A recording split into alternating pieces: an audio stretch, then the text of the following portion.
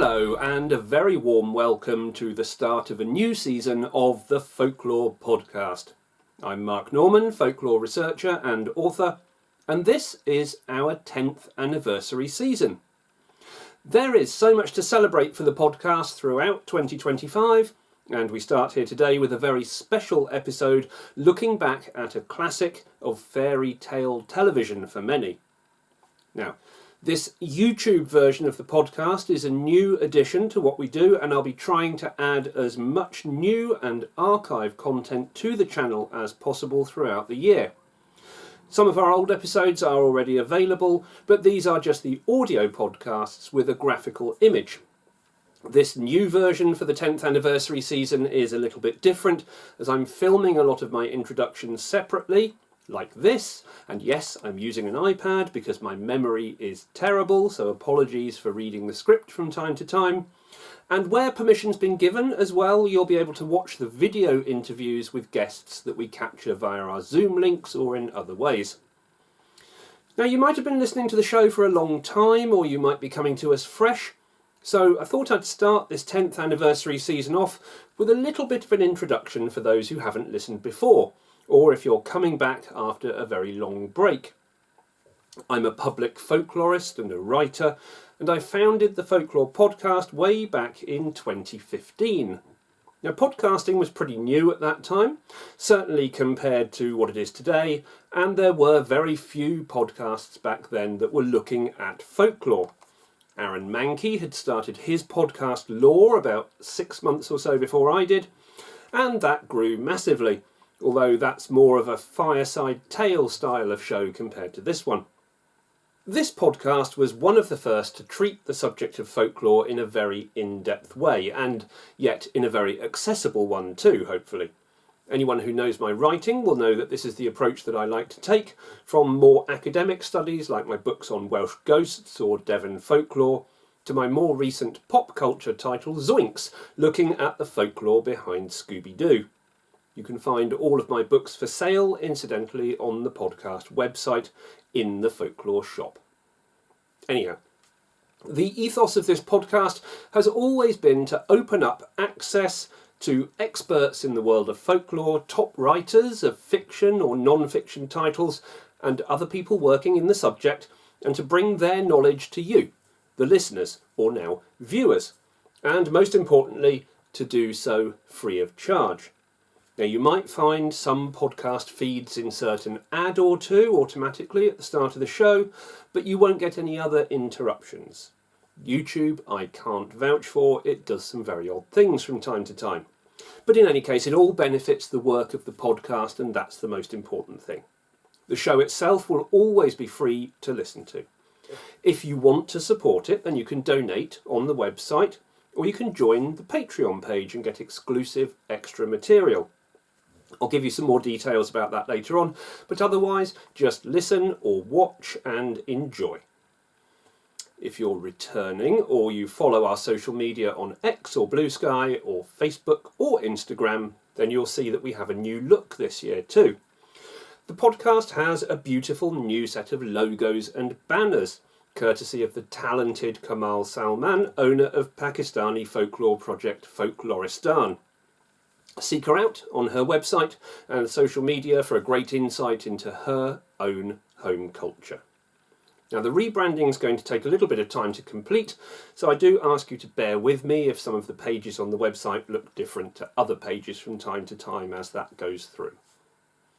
There's going to be lots of new and extra folklore content all year long as part of the 10th anniversary rebirth of the Folklore Podcast. Now, if you follow the Facebook page or our other social media, then you will have seen that from the start of the year I've been publishing daily folklore snippets relevant to the calendar day. There's going to be more main podcast episodes releasing this year, as well as unreleased material from our archives, bonus content recorded in the field, and a whole lot more. If you're a Patreon supporter, you'll see some new material landing over there as well. And there are going to be more live events and talks, both online and in person. So essentially follow the podcast carefully this year because there is a lot to come. I'll give you a little more detail at the other end of the show, but for now let's move on to the main focus of this episode. As well as being the 10th anniversary of the Folklore Podcast, 2025 is also the 25th anniversary of the release of a classic US television miniseries, The 10th Kingdom. The show was produced for the Hallmark Channel, it ran for 10 hours over 5 episodes, and it was developed and scripted by today's guest on the show, Simon Moore. Simon is a British director and screenwriter and playwright who now lives and works in America. Aside from The 10th Kingdom, he's known for writing the Emmy-nominated Ted Danson vehicle Gulliver's Travels, and also for adapting Stephen King's novel Misery for the West End stage. The 10th Kingdom is beloved by many of a certain age, myself included, and it tells the story of a young woman and her father from New York who are transported through a magic mirror to a parallel world of fairy tales. All of the fairy tale characters that you might recognise reside in these 9 magical kingdoms, with our own world, of course, being the 10th Kingdom.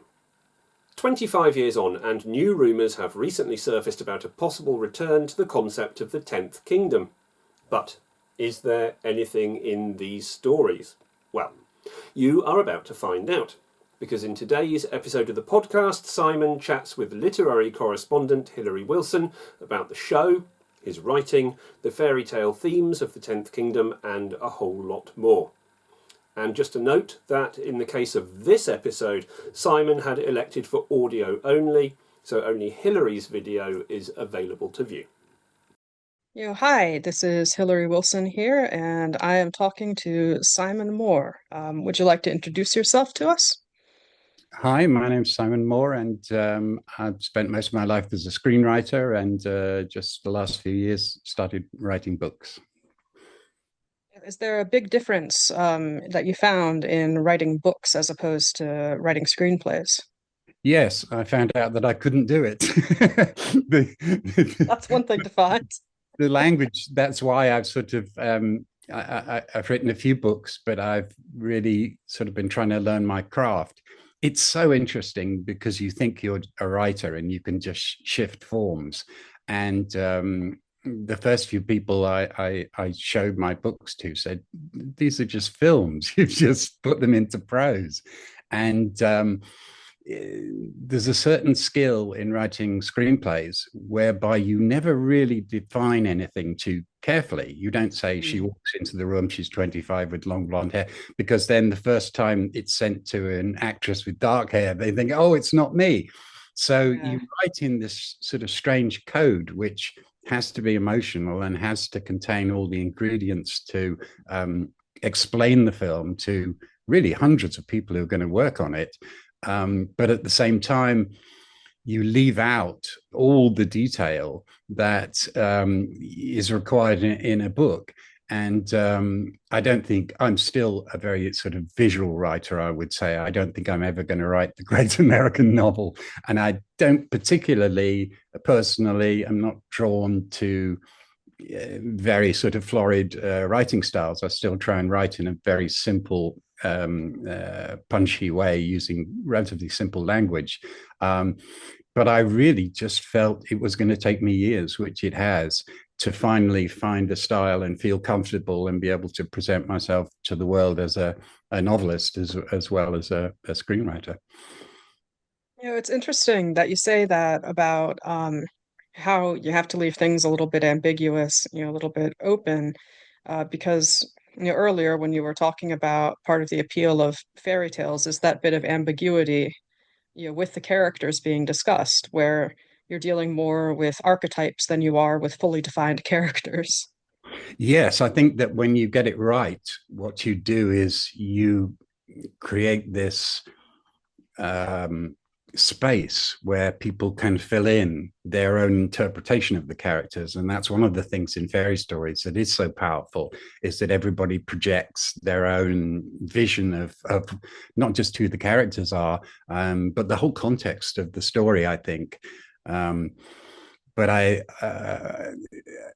I think there are particular problems with adapting fairy stories in the conventional sense, just because of that ambiguity, and because in many ways they're almost like biblical texts or something. They have their meaning is not in expressed in any kind of conventional psychology, or even storytelling. Things just happen to people who you don't really know who they are. And I think that's one of the reasons why adults, when they return to those stories, are often a bit disappointed, because they have an expectation that these stories were richer than they seem to be. They are undoubtedly incredibly rich to me, but you have to delve deep to kind of find a language in order to express them, I think, which is true to the chaotic nature of the original stories, and yet engages a modern audience in the psychology of the piece. Yeah, it's one of the things that I've been thinking about a lot lately. How we view fairy tales and fairy stories as something that's intended for a younger audience when initially they were told between adults. They were shared at salons, and we tend to think that there isn't a lot there now, for an adult audience, when in a lot of cases the opposite is true. There was the book The Changeling, the horror novel by Victor LaValle. I think I'm pronouncing that right.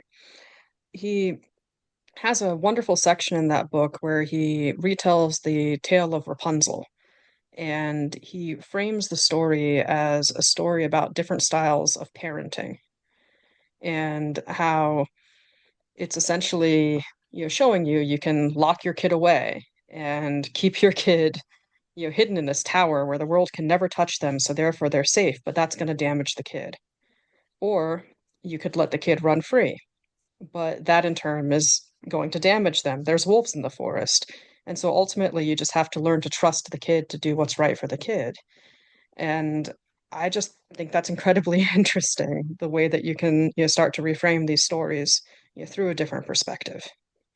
Completely. I had the idea for wanting to do something with fairy stories for many, many years, and I had no idea how to do it. And I was in Los Angeles when I still lived in England, and up at some ungodly hour, and I was just walking around one of those bookstores when we still had the super big bookstores in LA, killing time.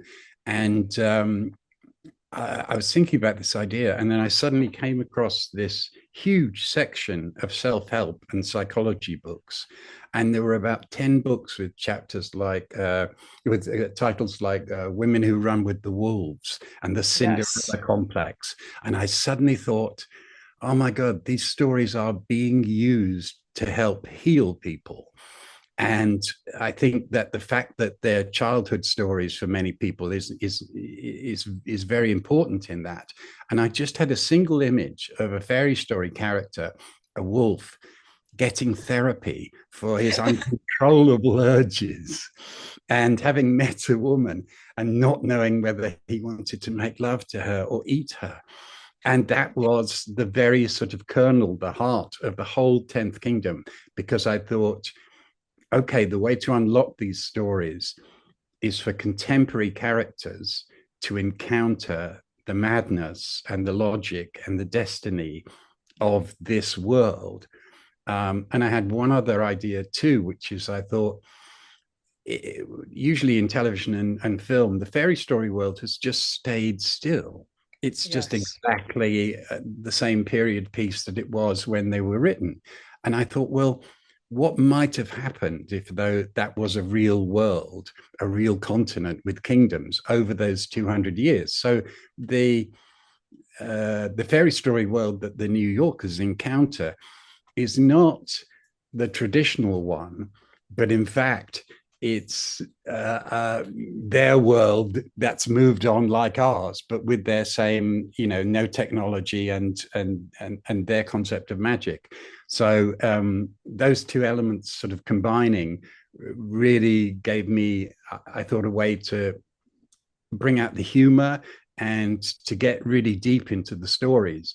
And one of the huge advantages of having 10 hours to tell a story, I love long form. I think it's such and quite a novelistic, kind of form of writing as well. But given 10 hours, you can disguise a lot of very, very deep themes. And some people who've watched the series are put off by the kind of zaniness of the first episode. But that was kind of deliberate because it was NBC, it was prime time. They were, of course, not particularly interested in the psychology of the piece, but more the entertainment value. Mm-hmm. But as the series goes on and the journey gets deeper, that then opens up all these big themes which are in the original stories. So, if I pitched the 10th Kingdom to the executives, this is a story about a woman who's been abandoned by her mother. She spends her whole life trying to find her, and when she finds her, she kills her. I mean, it's not a very perky pitch, is it? So, but that's what I like about those stories, is that there's plenty of room for light and silliness and humor, and also deep, deep psychological stories. It's one of the things that drew me, to the series initially is the fact that you have all this zaniness, all this kind of Looney Tunes logic, but then you also have, two of the most frightening villains I've seen on television with the evil queen and the huntsman. So you have this really interesting dichotomy between these two moments where one second you'll be laughing and then the next you'll be kind of like whiplashed into, oh, right, this is really serious. And And when you take the moment to yes, look at the seriousness, it really opens up as an extremely rich text. sure, that's my favorite kind of writing, where you're just trying to, seesaw between those two states. And I think it also acts as a device to introduce the sudden jumps in logic that you have in the fairy stories. And Yes. so I was always trying to write scenes whereby there was a genuine peril and the audience felt frightened, an adult audience felt frightened about what was going to happen. But at the same time, you were largely playing the scenes for comedy and humor. So, it's one of the wonderful things about fantasy, I think, which is I've written in lots of different genres, but I'm always drawn back to fantasy because I think the audience has its guard down. They don't know quite what's going on or who to support.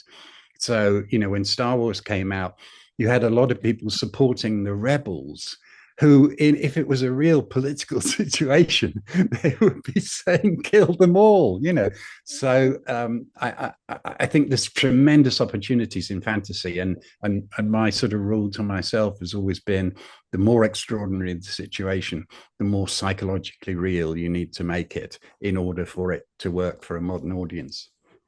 Yeah, and one of the things that I also don't see as much done in modern media is there's the notion that if somebody is, having this deeply upset moment on the screen, then you have to kind of resolve what they're feeling before the scene ends. And that's something that doesn't really happen, within the 10th Kingdom. You have the prince who, through an interesting event, has his mind in the body of a dog and the dog's mind in his human body. And he starts to forget as time goes on things about his human life. And when he shares this moment, shares this fact that's happening, there's no solving it. You can't solve it in the moment. It's just the state that he's now stuck in. So nothing is really said in response to this, just, pat the dog on the head, essentially. Or a beautiful monologue with Virginia, where she talks about her experiences with her mom, and her dad doesn't say anything. Because what do you say to a person going through that in that moment? There's nothing you can really say. You just have to be there with them. And that's not something that I've really seen happen in a lot of movies and television shows now. There's a notion that things need to be bookended immediately. And it's nice to see a more realistic psychological display, I think.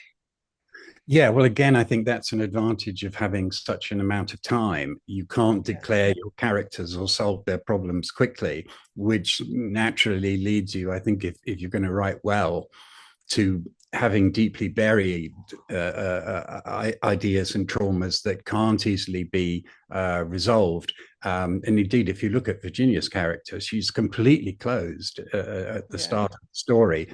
And the presentation that she has is nothing to do with who she really is.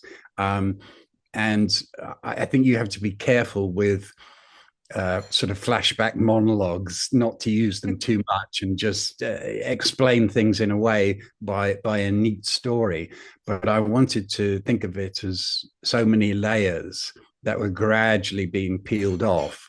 And I think by having such an unconventional partner in Wolf, he also can see through her. But that doesn't mean that she can then resolve those conflicts. She's still resisting deeply, deeply throughout the series.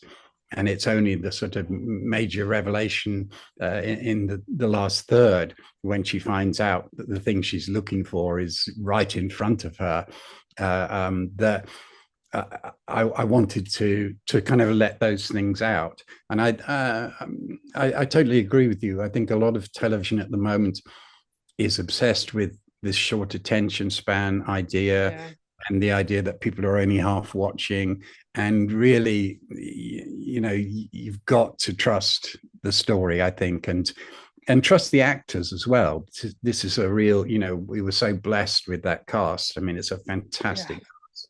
And when you have people of that caliber, then you don't want to give them dialogue where they explain themselves. If anything, I try and give characters dialogue where they're not being truthful, or where we can perceive some difference between what they say and what they're really feeling.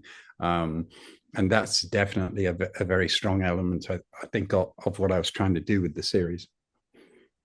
One of the things that I found particularly interesting um, was the way that you were able to reframe so many different fairy tales throughout the entire series. There were so many delightful moments where you could be like, oh, right, I know this story that's being told, but then it still kind of catches you by surprise because you're wrapped up in the overall story. But with that having been said, because this is, the it is the Nine Kingdoms, it is this area where the fairy tales are real, there is an underlying notion that these things have happened before, to an extent, that there's almost a cyclical nature to it. Was that intended or Completely. I think the cyclical nature is there in the stories themselves, even within a single story.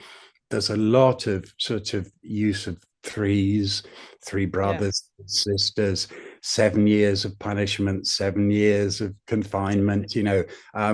So again, somehow you have to find a way to uh, keep the audience engaged in this. But the great thing about doing something based on fairy stories, as opposed to, say, a science fiction story where you're just creating worlds, is the audience has a lot of knowledge. So I can do a scene with a mad blind woodsman and guessing his name, and everybody knows it's Rumpelstiltskin. So that's a great place to start, because our characters go, yeah, yeah, yeah, we know the name, we'll take the challenge, Rumpelstiltskin. And then it's not, because of course those original characters are no longer around, and these are the descendants. And time again I felt that there was a sort of shadow story which the audience was completely aware of, so you could introduce these things, and the audience knows where they're at, they know what kind of character they're being shown. So when the huntsman turns up, it brings you back to the huntsman, in Snow White and things like that. But yes, I love that cyclical nature of the stories themselves. Again, it makes it difficult to adapt them, but it's a very different form of storytelling than the one we usually see on television. I mentioned to you before we started recording that one of the most interesting through lines, you know, throughout the story for me was the notion of destiny, which first really comes into play with the character of the huntsman, that everybody has a role that they have to play, that they have no real choice in. And that gets played with throughout the story. But we know almost from the beginning that there is truth to what the huntsman is saying and this entire idea because, we see the figurine that Clayface carves Mm. um, within the first episode, I think, second episode. So with that in mind, it ended on a very interesting note, but it certainly leaves many, many, many more doors open for further stories to be told. Is that something that you're still intending? Yes, ever since the series went out, and if people have seen it, they'll know at the very end, I deliberately put in this sort of voiceover, which says, "Well, that's just one of the first stories." I Yes. wanted to create a world that was really big and then just show people a few glimpses of it. And I think that helps to make the story world feel real. But it was also for me saying, there are such interesting stories if you just go over the border to the next kingdom. And Yeah.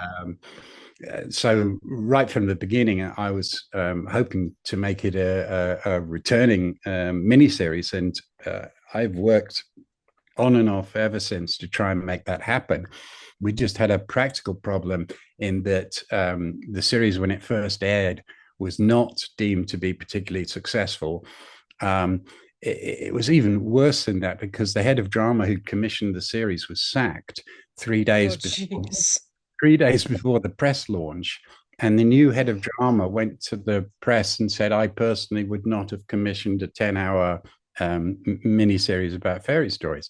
So that immediately, gave the press the opportunity to kind of trash the series. And a lot of the reviews that came out initially were very bad. And I was just finished working on something else and I was exhausted and I went for a holiday and I got the initial ratings, reports and everything like that. And I was feeling very depressed.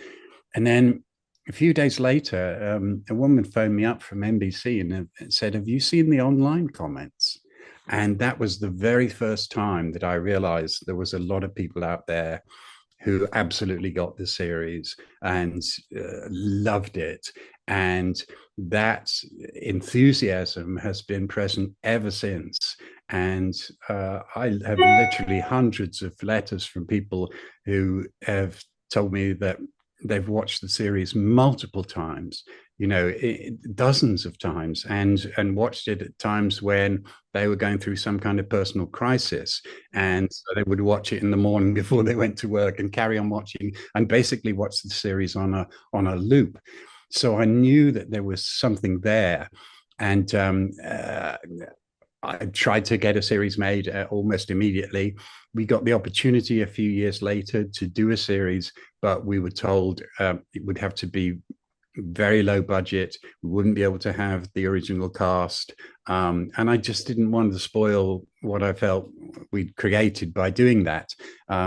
But I've never stopped trying to set up a second series. And Scott Cohen, who played Wolf, has been very, very active with me in trying to do that. The problem was that Hallmark sold its library. As a writer of TV or film, I don't have any copyright in my material. So you have to go to somebody else and ask them to do it. And that library, which includes the 10th Kingdom, has been sold on several times. So we keep going in for meetings, trying to pitch a series to a brand new company. And of course, they have all these hundreds of Hallmark programs. And we would say, well, look, if you don't want to make it yourself, that's fine. Just let us have the rights. Let us go somewhere else and try and make it. But they don't want to do that because they don't want to look stupid in case it's a success. At the same time, they're not committed to making it because it's not really their project. So we've been in that kind of limbo all these years. But at the same time, the fan base seems to have increased. And all the subsequent airings, the streaming, the DVDs have been spectacularly successful. So again, we were trying to kind of put all that together in a package and say, look, we want to continue this series. We think there's, an enormous potential to do maybe 6 or 7, similar series, each one set in a different kingdom, but retaining our favorite characters and, mixing them with new characters. And I finally got a breakthrough a couple of years ago when a new producer came on board from the company that currently holds the rights. And they said, well, we don't know whether we want to make a TV series or not. And I said, well, would you let me have the book rights so I can write a sequel? Because I felt very sure that there's a lot of people out there who would love to read a book. And I just definitely. I can't, it's not a concept that you can easily explain or sell either. And so I felt that if there was a book, that might be the perfect bridge to getting another series made.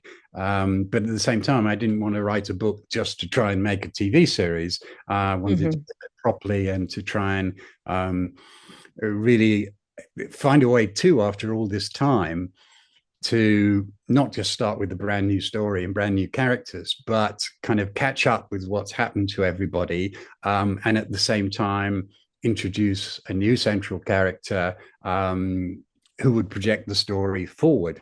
So I wrote that book last year and this year, and we're just currently trying to find a publisher. So I can't really say any more than that at this point, but I'd be very, very excited to be able to tell the fans that there is a sequel. It's written, and I hope we'll find a way to publish it.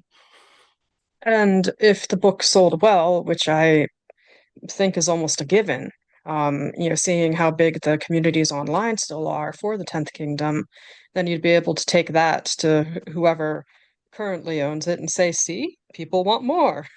Exactly, and that again would be a very thrilling thing to do. And I know that pretty much all the people who were in the original series, would love to come back. And I just think it would be great fun to show people what's happened to Wolf and Virginia and all the other characters in the story. I kind of made a promise to myself that if I got the chance to do a sequel, anybody who was in the original and still alive would be in it. Yeah, I mean, it was almost like catching lightning in a bottle with the original, just with the energy that was there, with how close the entire cast seemed to be. And I can't imagine any of that having faded over the years, considering just the enthusiasm that I've seen people still, giving towards it. Yeah, that was a great driving factor for me in wanting to continue the series as well. And I just feel that there's a lot more material, to play on. And one of the things that disappoints me sometimes about long-running TV series is they're made very quickly, and you tend to get the same story arc happening every season with a few variations.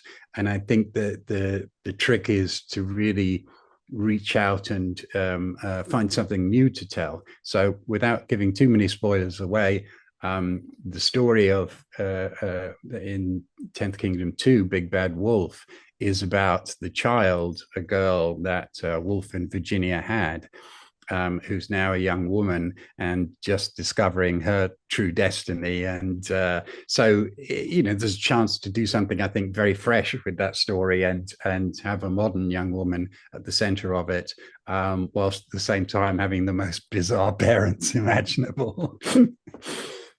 One of the things that I have lamented over the years, publicly on this podcast, in fact, is the underrepresentation of female werewolves within fiction. We get a lot of male werewolves. We had gotten a lot of female werewolves within the Gothic, novels in the 1800s, but it's something that seems underrepresented in a lot of modern media. And that is a little bit bizarre to me because when you actually do get to explore it with books like Blood and Chocolate, it's something that definitely seems to resonate a lot, with modern audiences. Um, I mean, even with the Twilight series, one of the characters who gets talked about the most in those circles is the single female member of the wolf pack who got quite a raw deal. I So, agree. I think there's again there's a certain hesitancy or even fear around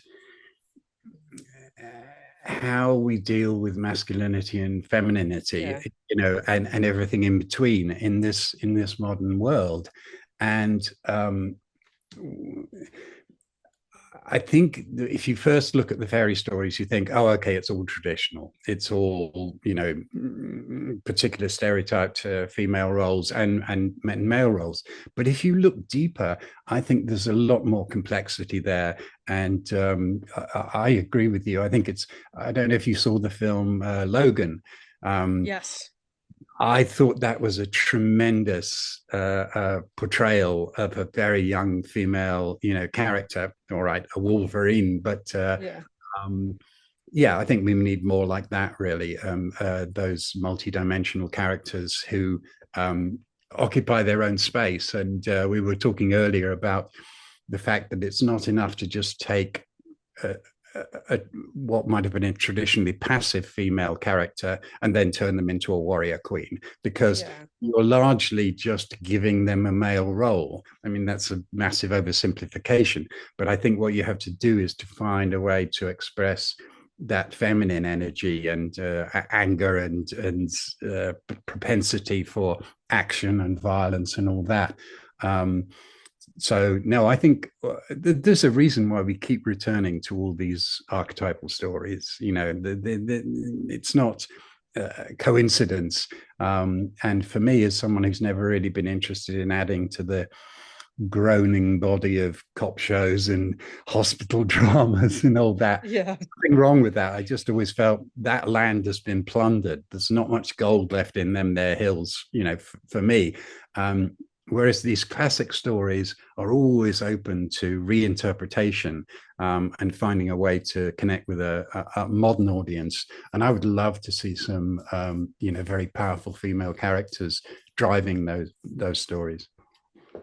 One of the most interesting things that I saw recently, playing on what you were saying with Logan, was the Star Wars series, The Acolyte, which featured a female protagonist who was, over the course of the series, making the very active decision to join the dark side. And it was absolutely riveting for me, Mm. watching this slow transformation that made a lot of logical sense rather than just, falling into very, typical tropes. But because this was a, very recognizable IP, it didn't go over well with modern audiences. Whereas I think that if it had been an original show, it would have gone over a lot better. So I think that by, the 10th Kingdom being what it is, being based on these fairy tales that, don't entirely fall into any given IP except for the Disney versions of them. I think that you're able to do a lot more than you would be able to do if you were just, kind of reinventing, characters that already exist with the comic books or, the Star Wars. Yeah, I think that again, my decision to try and imagine the 200 years that had passed since the original stories is a doorway really to thinking, well, who's to say that there has not been an emancipation of a kind? Who's to say that there has not been, a lot of significant developments? If you move away from the idea that this world is fixed, and I think that the theme of destiny is very, very, very strong in those stories and should be respected and observed. But that doesn't mean that we can't have characters now who are quite different from the original archetypes. And I think that's what I've tried to do in the sequel as well. So, Yeah. I'm very interested to see what you come up with for a sequel. Mm. And it's frustrating, that the 10th Kingdom didn't do, better with its initial run because so shortly after we ended up with, series like Sleepy Hollow and Once Upon a Time, which, were Yes, playing in that space. and Grimm and Shrek and Yeah. all those others. I think that is just a consequence sometimes. When people talk about being lucky, I think what they usually mean in terms of success is timing more than anything to do with the material itself. And so many people have said to me, if that series came out 5 years later or 10 years later, it Yeah. would have been a smash hit. And at that time, you've got to remember, this was still considered very marginal alternative material. NBC were very nervous about it. Who wants to watch, fantasy? And fantasy has become so mainstream now, probably the dominant genre, that I think people have forgotten it was so hard. I've had many, many fantasy ideas that I've tried to develop and sell over the years. And I remember certainly until relatively recently, I would go in and have a meeting with someone, and they would say, "I'm sorry, I just don't get fantasy," as though that was a raison d'être for just turning something down. But I think that such has been the success across a wide range of different approaches to fantasy that nobody can say that anymore. So yes, I felt frustrated seeing those series come on and thinking, well, but I think nobody's quite done the 10th Kingdom, so I Oh don't feel no. material has been sort of hijacked in that sense. And I think there's a very unique sensibility in that series, which is just because I don't think other people have necessarily approached the material in the same way that we did. So I'm still very hopeful that if we do get the chance to make a second series, that its time would be now. I definitely think it would be because the closest I can think to the 10th Kingdom would be Fables. And Fables still hasn't gotten, any kind of adaptation outside of one video game. And like I think that it initially was pitched and ended up turning into, Once Upon a Time, which bore very little resemblance to what Fables originally was. But even Fables, isn't really doing what the 10th Kingdom did. It's more of its own kind of thing. Um, I really wouldn't know how to even comp 10th Kingdom because I don't think anything else has really come close to that. Yeah, I think I, I really like um, doing a drama and laughing at yourself. I think there's a sort of sense of which you can get away with a tremendous amount with 10th Kingdom, including the really dark psychological heart, that Yeah. I alluded to earlier. Because just at the moment where it's starting to declare itself as something, then that's undercut. And that's why you have a character like Tony, and John Larroquette is a sort of everyman, really, designed to just continually burst the bubble and continually say, this is ridiculous. And if you have a character who's saying this is ridiculous, you can get away with so much ridiculous stuff. So I think, again, there was what I tried to do too with 10th Kingdom was not make it the story of one character, but make it a genuine ensemble piece. And that gives you tremendous freedom to kind of challenge everything that happens and everything that's said, because as well as give yourself a lot of internal conflict, which is marvelous to work with. So I think there's something to do with that complexity and the fact that it is a series that keeps undercutting itself, that maybe makes it a little bit different from the other the other series that have gone into that area, and I've never been able to watch too much of those other series because I don't want to, kind of find those ideas that I want to use. But to impose, say, a procedural crime format on the fairy story series is a little bit limiting for me. But it's all personal taste. I thought that you did an excellent job of that in one particular episode, but it was very different to how other series were doing it. Yeah. Um, do you think that the success of Game of Thrones, initially, minus how people ended up responding to the final season of it, opened the door for more adult-oriented fantasy series? Absolutely. I thought that the real triumph for me of Game of Thrones, apart from the fact that it was simply made so well, Yeah. that's not an easy thing to do. But at every level, I thought it was very, very satisfying. But it made no allowances, and that, in a way, is one of the biggest justifications, I think, for having a setup like HBO, is that they have to do things which are different. And whenever I see them making programs which any other, streamers, networks could have made, I'm always a bit disappointed, because I think stick to that core.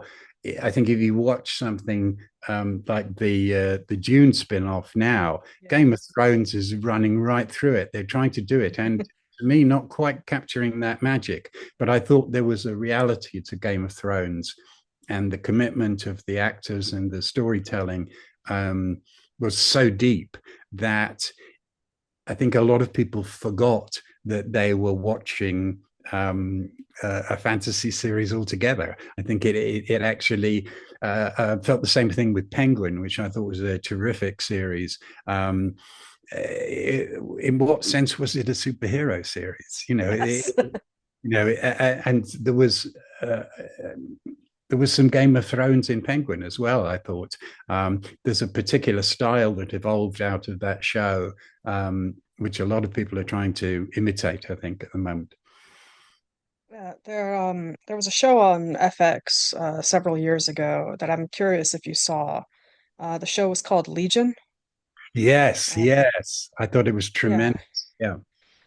because I was trying to think about, any other show I'd seen that had, a genre show that delved into the, psychological aspect of things. And I think that's the one show I can name that, kind of hit for me where the 10th Kingdom Yeah. hit in terms of just that interesting blending of tone, like that tonality and that logic.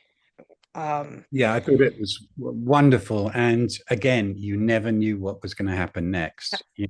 That's a kind of message I nail up on my office door to try and, you know, audiences today are very, very savvy. And I felt with Legion, you were like, what is the next episode going to be? What is going to happen? Which is just a wonderful, wonderful thing to have in an ongoing series, I think. and what Legion did, it never seemed ashamed of the fact that it was a genre show. Yeah. It leaned into that bizarre realm of comic book logic, which so many comic book adaptations kind of seem ashamed of.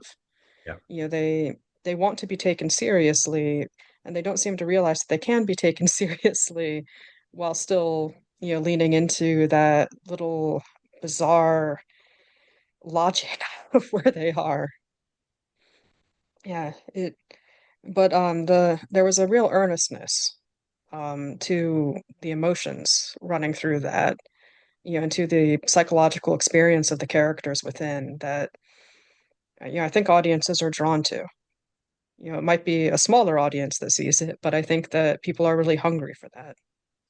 I think the audience, again, fantasy has opened out so much in the last sort of 20 years that I remember going to see Joker and thinking, this film has taken $100 million in the US or something.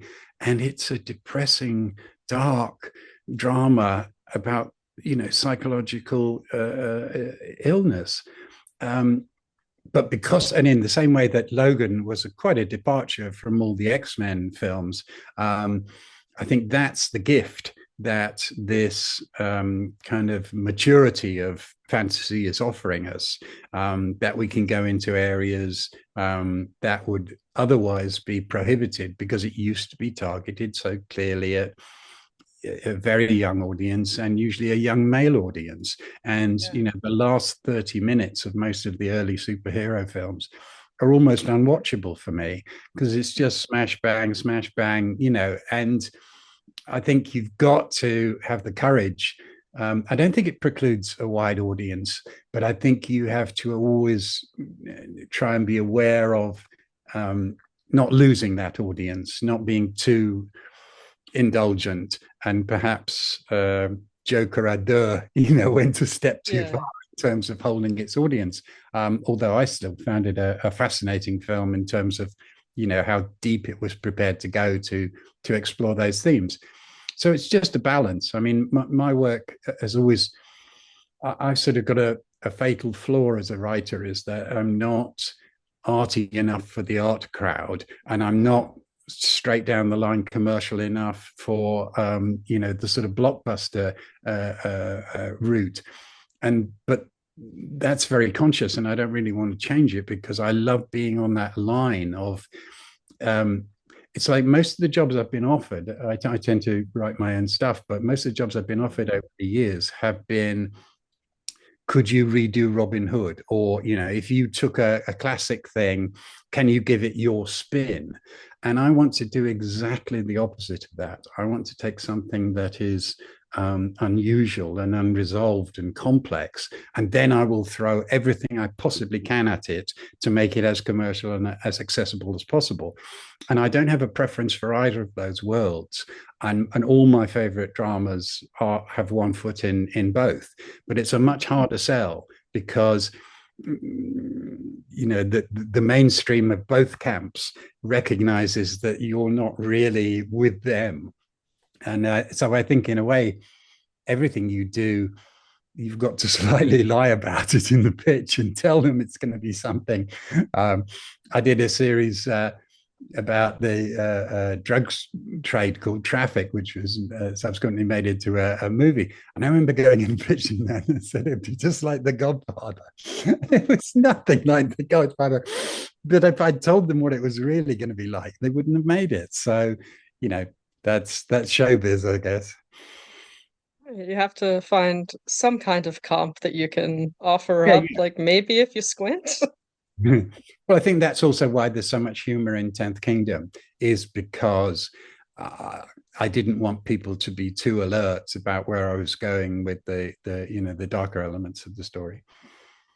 Which is really interesting because when you go into it knowing how it all ends, there are so many really interesting bits of foreshadowing that you only start catching, if you pay very close attention.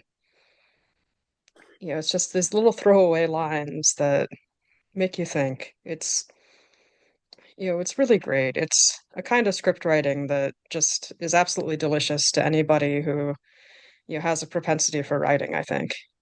Thank you. Well, one of the other things that really helped was I originally developed that 10th Kingdom was originally a movie, and we developed it through several drafts of different people attached. And then eventually I thought, it's not going to get made. I just sensed that the company who owned it weren't going to do it. And so I got offered the chance to renew the option, and I said no. And my agent was like, you're crazy. It's good money and do it like that. But I wanted to just get back the project. And then I developed it as a UK-based TV series, fundamentally the same story and the same characters, but with them coming from England. And we were developing that initially for the BBC, and it was hour-long episodes. So when I then did an adaptation of Gulliver's Travels for NBC, which was very successful with Ted Danson, and so that opened up the opportunity to go and pitch them this series, which the late great Robert Halmy did, and they said, yeah, great.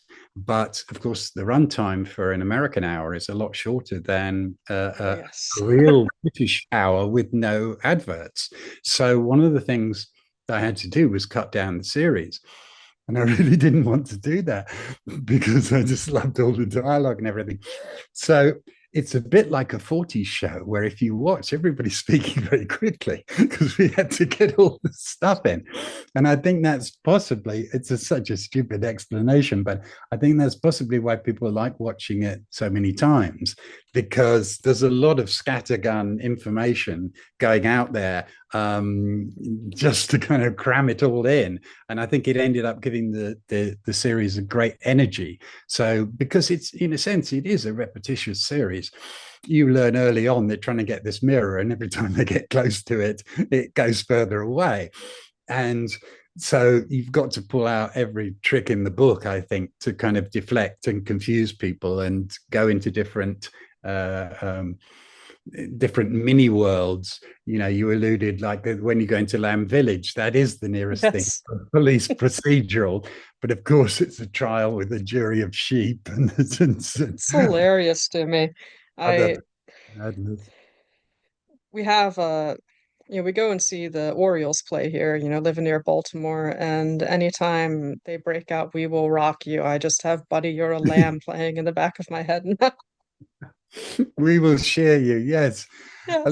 A lot of people have said to me that they use phrases, or like suck an elf or something, and they'll say that to their in front of their children. And I love the fact that some of the phrases have caught on, so that was a nice The end. one that gets the most usage here in my household, I have a pet husky, Yeah. and living kind of in the middle of nowhere, like I do, there's a lot of hunting that goes around here, and so occasionally he'll, go out and come back with a deer bone in his mouth. And so, now we have to, whenever we see that, just go big bone. Just uh, there's lots of little fun things that just kind of stick in your head. yeah, and also we would, it's not easy to get the permission to use sort of classic songs and things like that. So you're trying to write the series with a particular song in mind, and then you find out you can't clear it, or it's going to be hugely expensive. But then we got permission to use Whiter Shade of Pale, for when the singing magic mushrooms are there. And there are Yes. things for me which I love, that kind of collision between our modern world and something absurd, from another dimension, really. It's it's fascinating too, because if you listen to the lyrics of that song, there are some really fun parallels throughout the series itself with that. Well, completely. That's what drew me to it. And uh, again, things that people know have a different power about them, and if they're too familiar, then they don't work. But if you're trying to sum it up, the mysteriousness, say, of the magic swamp and the disenchanted forest, to have a song that people probably haven't heard for many, many years, but most people have probably heard at some point, is just such a lovely way, I think, to preserve the mystery, but to give you something comical, to work with. It's a fun little thread of the uncanny, I think. Mm. You really keep people on their toes, which is not something that's particularly easy to do when you're writing into a genre like this, where people are so used to particular tropes. Yeah. Yeah, I mean, one of the other, unusual, things about this series that also, ties it a little bit to Legion is that within the first episode, you have one of the characters go to therapy. You have this underlying, therapeutic message throughout it, which I think was, one of the strengths of this, one of the strengths of, Legion, and one of the strengths of the TV show Lost as well. The underlying therapeutic themes, therapy messages. You actually, take characters, and by the end of the series, they've grown a lot from where they began. And that's not something you tend to see in comedy in particular, I don't think. No, Sustained growth. yeah, I agree with that. And I think that with a lot of drama, a lot of TV drama, things just happen to people. And then, late on, we get some maybe short cathartic backstory explanation. And it's harder, I think, to develop those themes. And also the audience doesn't want a therapy show, so in a sense, you've got to, again, for me, it's the same thing. I'll play that scene. It's actually about some very real things, not just for the fairy story character Wolf, but for a lot of people. But if you play it as absurd, so that when they do word association, you cannot think of anything which is not connected with food. And it's just one short scene. And then the only way I carry on that theme is that just before he goes back through the magic mirror, he grabs all these self-help books, some of which are useful for him, one of which is called Help for the Bedwetting Child. Yes. and he throws the books, out of the back of carts and things, or boats, after he's read them. But I think, I said earlier that one of the great privileges for me is that a lot of people have written to me or talked to me about how the series helped them to get over some serious issues, and particularly the theme of abandonment, which I'd never realized was quite such a powerful part of many people's lives. And, I wanted to feel at the end of the story that they hadn't just solved the problem of getting home. I think that if you have a quest or you have an epic journey, it can't just be a physical journey. It has to be a journey into yourself, and to see those characters come together as a kind of family, and each of the four central characters is rather dysfunctional, in conventional terms, was part of what I was trying to do. Yeah. I mean, the notion of found family is a really powerful thing, and it's, something that, like, it's done well fairly often, but it isn't done as often in a way where the characters are all able to grow together in like fairly significant ways. Like I think you can have your characters like the Avengers who you really love seeing on screen together and interacting together, but they're not really making themselves better people, you know? Well, there's a lot of them too. There's a lot of them. But I really felt like with the 10th Kingdom that at the end of the day, perhaps with the exception of the singing ring, who I don't know how that's going to benefit them. They all really improved upon one another. Well, the singing ring is actually supposed to be irritating, and funny enough, the singing ring does crop up in the second book. And, I was hoping you would say that. and I to me, it was like I I love the way that they dressed that scene when Wolf goes to buy the ring, with all the rings and the cuckoo clocks that go off at different times, and yes. it's almost a Monty Python sketch, that. So I didn't want Wolf to just get the most beautiful ring in the world. I wanted him to end up with something which was a bit of a liability. Um, and the singing ring has more adventures in book two. That's all I can say. You have made my day saying that because the singing ring is just the most absurd thing I've seen in my life. It's haunting. It's hilarious. And it's so I horrible as well, the way they realize oh, it. It's just disgusting to look at. Some people, there's people who make got a lot of merchandise and stuff on the internet, which I sometimes look at, but there's not many singing rings. I think there's like one that somebody's made. no, there's one that somebody's made and that they have sold several times. Wow. I Okay, I am take it. fascinated reading the reviews of the people who are like, I've always wanted one of these, asking myself why.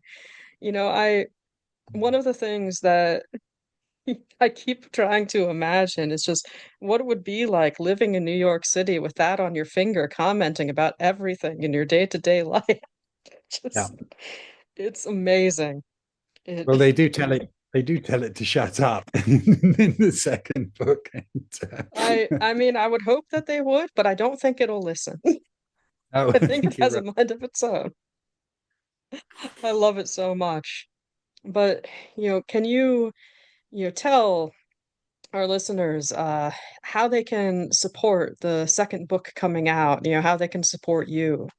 Where can they find you if they want to hear updates about all of this?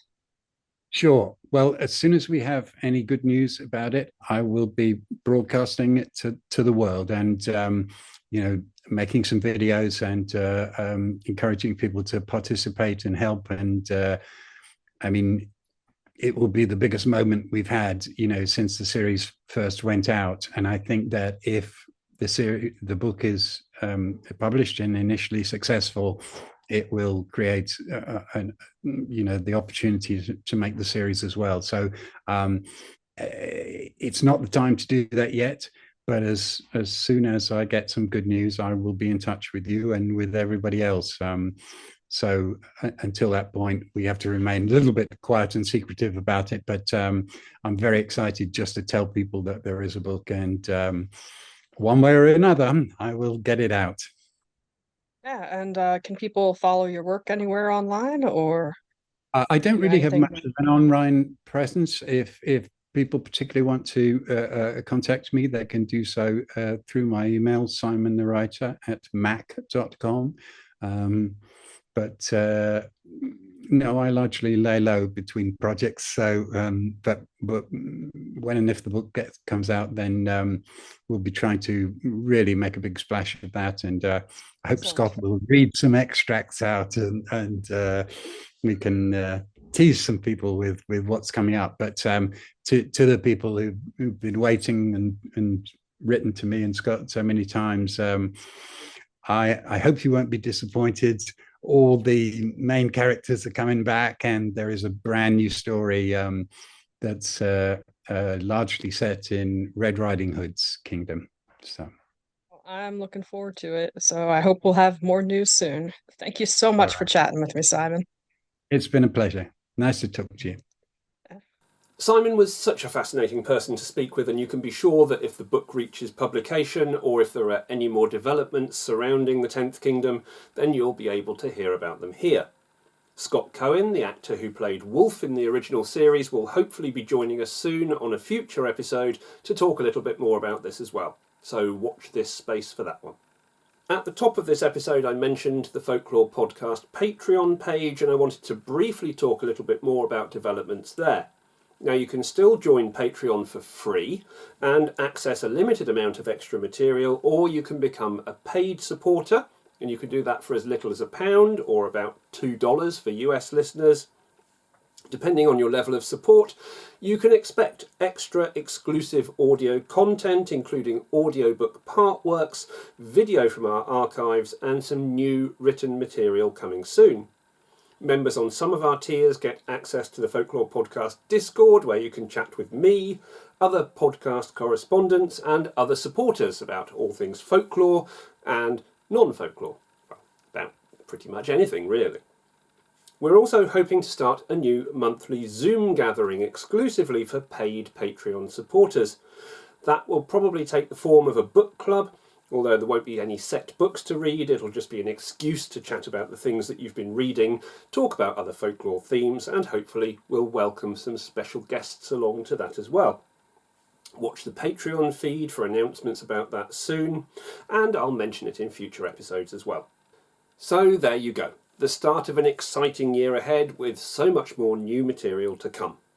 Watch your feeds for more content soon, and if you enjoyed the episode and you continue to enjoy the podcast, please consider lending us some support in any way that you can.